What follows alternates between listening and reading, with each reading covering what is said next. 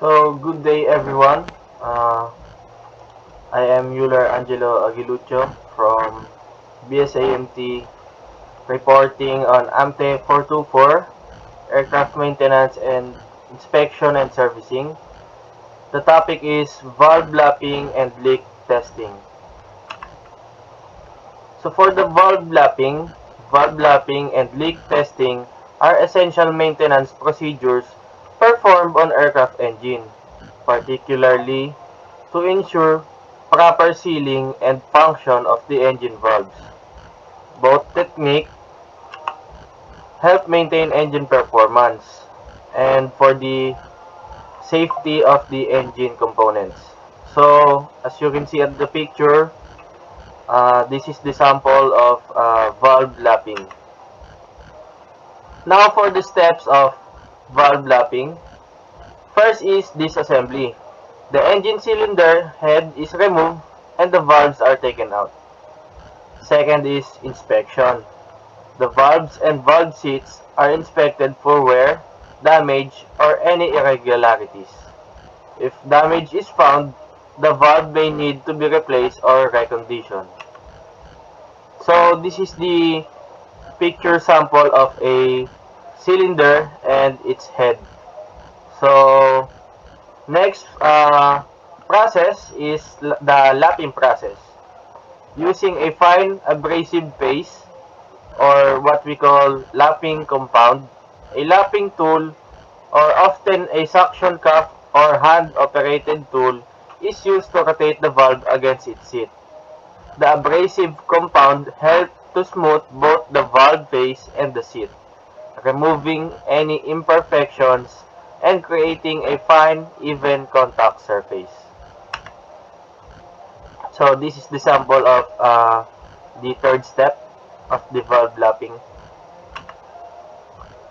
Fourth is inspection. After the lapping, the valve and seat are inspected for uniform contact, typically using a special die or by visual inspection.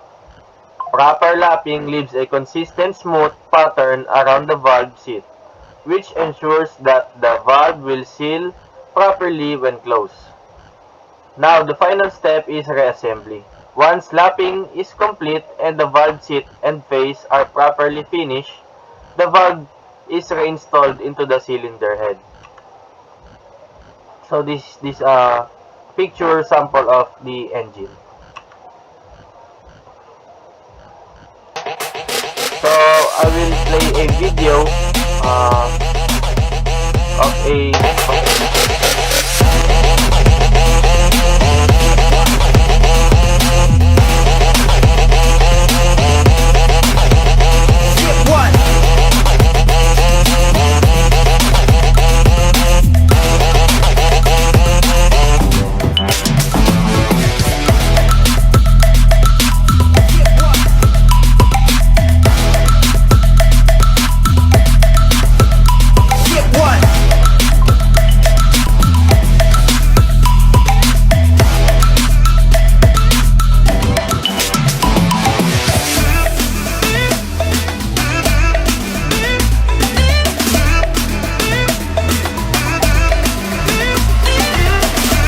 So the purpose of valve lapping is to make the valve evenly fitted on each other. So it would minimize or avoid any leakage while operating the engine.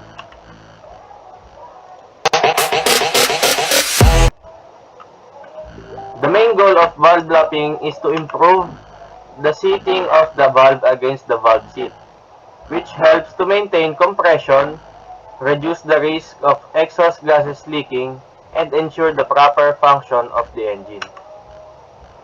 So for the leak testing, so we need to test the leakage, so we ensure that there is no leakage in any valve that we've done. Leak testing is used to check the integrity of the valve seat, and other engine components to ensure that they don't leak air, fuel, or exhaust gases. which can cause performance issues, overheating, and increased fuel consumption. Now, for the pressure testing, the valve seat and valve are subjected to air pressure to check they maintain a seal. The component is pressurized with a certain amount of air or fluid.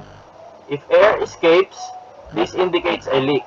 Pressure testing is often done with the cylinder head or valve components submerged in a tank of water, and if bubbles appear, it shows where the leak is occurring. So this is the cylinder leakage tester. Uh, what this is what you can see on the uh, testing of the leakage. So this type of tool is analog type. So it measures the pressure. Vacuum testing. A vacuum pump is used to create a vacuum on the valve and valve seat assembly. If the vacuum is lost, it indicates the valve does not seal properly. Vacuum testing is a quick and easy way to check the sealing ability of valves in the cylinder head. So this is the sample picture. Leak detection die. Sometimes a special die is introduced into the system, and the system is pressurized.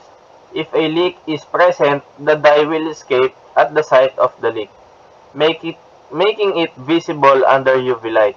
So if there's any spot that causes the leakage, the die will mark its way for us to locate the leakage part of the valve. So this is the sample picture. Now for the acoustic or ultrasonic testing. In some cases, acoustic or ultrasonic system testing equipment can detect leaks by listening to the sound of escaping gases. So this is the picture sample of the ultrasonic testing. And I have a video sample for the testing of the leakage.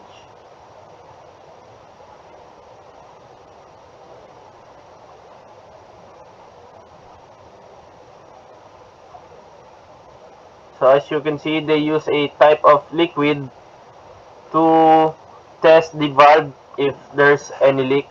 So they pour the liquid on top of the valve that they made.